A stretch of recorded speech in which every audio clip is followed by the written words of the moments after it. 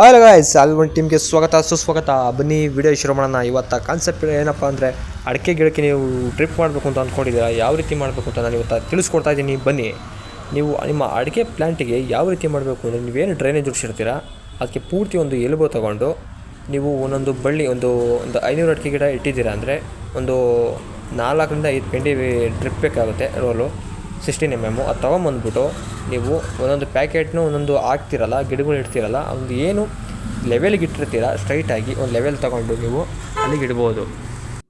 ಅಂದ್ಬಿಟ್ಟು ನೀವು ಇಡ್ತೀರಲ್ಲ ಆ ಜಾಗದಿಂದ ಒಂದು ಡ್ರಿಪ್ಪು, ಒಂದು ಪೈಪು, ಒಂದು PVC ಲೆಂತನ್ನು ತೊಗೊಂಡು PVCಯಿಂದ ಅಡ್ಜಸ್ಟ್ಮೆಂಟ್ ಮಾಡಿಕೊಂಡು ಒಂದು ಅಡಾಪ್ಟರ್ ಥರ ನೆಲ್ಲಿ ಹಾಕ್ಕೊಂಡು, ವಾಯ್ಶರ್ ಮತ್ತು ನೆಲ್ಲಿ ಹಾಕ್ಕೊಂಡು ನೀರು ಲೀಕ್ ಆಗದಂಗೆ ನೀವು ಒಂದು ಎಲ್ಬು ತೊಗೊಂಡು ಹಾಕ್ಕೊಂಡು ಎಲ್ಲ ಅಡಿಕೆ ಗಿಡದ ಒಂದೊಂದು ಲೈನಿಗೆ ನೀವು ಒಂದು ಡ್ರಿಪ್ ಬಳ್ಳಿನ ಎಳ್ಕೊಂಡು ಹೋಗಿ ನೀಟಾಗಿ ಅದರ ಗಿಡದ ಬಡ್ಡೆಗೆ ಹಾಕೋಗಿ ನೀವು ಒಂದು ಸಣ್ಣ PVC ಲೆಂತ್ ಥರ ಹಾಕ್ಕೋಬೋದು. ಇಲ್ಲಾಂದರೆ ನೀರು ಈಚೆ ಹಾಕೋಗಿ ಒಂದು ಸಣ್ಣ ಪ್ಲಾನೆಟ್ ಬರ್ತವೆ, ಅದನ್ನ ಹಾಕ್ಕೊಂಡ್ರೆ ನೀರು ಸ್ಪೀಡಾಗಿ ಹೋಗುತ್ತೆ. ಯಾವುದೇ ರೀತಿ ಕಟ್ಕೊಳಲ್ಲ, ನೀರು ಆರಾಮಾಗಿ ಎಲ್ಲ ಗಿಡಕ್ಕೂ ಹೋಗುತ್ತೆ ಫ್ರೆಂಡ್ಸ್.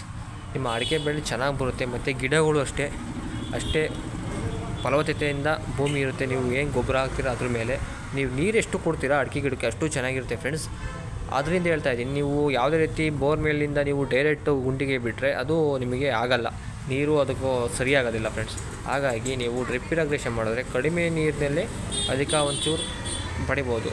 ಕೆಲವರು ಸ್ಪ್ರಿಂಕ್ಲರ್ನೂ ಹಾಕ್ತೀರಾ, ಅದು ಹಾಕಿ ಪರವಾಗಿಲ್ಲ, ಚೆನ್ನಾಗಿರುತ್ತೆ. ಗಿಡಗಳು ಒಳ್ಳೆ ಫಲವತ್ತತೆ ಬರುತ್ತೆ, ನೀರು ಯಾವುದೇ ರೀತಿ ವೇಸ್ಟ್ ಆಗೋಲ್ಲ, ಗಿಡಗಳಿಗೆ ಹೋಗುತ್ತೆ.